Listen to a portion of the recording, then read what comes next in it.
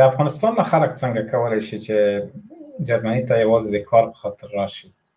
اوس وخت کې تیر یو کال راهیسې یو نوی قانون کار په وسیله د خلکو د راتګ قانون دی تصویب شوی دی. د هغې په وسیله نه یوازې د افغانستان نه د نورو هیوادونو نه هم خلک راتلی شي، خو یو شی دی چې د خپله جرمني کې د چارواکو تمرکز په ځینو نورو هیوادونو دی. دوی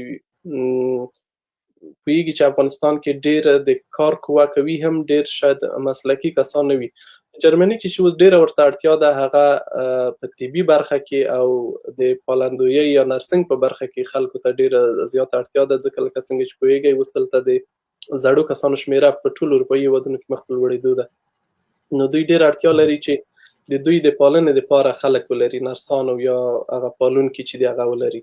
نو په دې برخه کې که څوک زده کړې ولري او دوهمه برخه بله برخه چې د هغه آی ټي ده، چې په آی ټي برخه کې هم ډېره زیاته ورته اړتیا ده.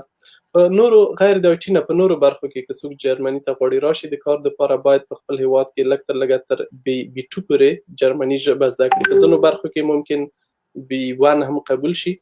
نو دا کسان که چېرته جرمني ژبه زده کړي وي کولی شي په آنلاین ویب سایټونو کې هغه دندې چې اعلانېږي، اوس په میلیونونو دندې په جرمني کې اعلان شوي دي، دوی ته اپلای وکړي.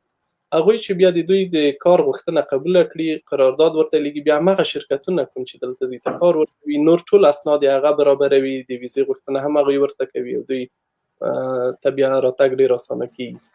او د دې ترڅنګ بله برخه چې ده هغه د آی ټي برخه ده، چې په آی ټي برخه کې هم ډېره اړتیا ده کسانو ته. د آی ټي دپاره بیا د ژبې زده کړه هم ضروري نه ده، دا هم یو امتیاز دی. هغه کسان چې د آی ټي په برخه کې لوړې زده کړې لري او حتی د پوهنتون سند هم ورته ضرور نه دی. دا کسان که د آی ټي په برخه کې تجربه ولري او انګلیسي ژبه یې هم زده وي نو کولی شي چې ځینو دندو ته اپلای وکړي او هغو دنده کې که قبول شي نو خپله هماغه شرکتونه ورته لار او چاره برابروي او دوی جرمني ته راغواړي. نو په دې برخه کې هم ډېر امکانات شته.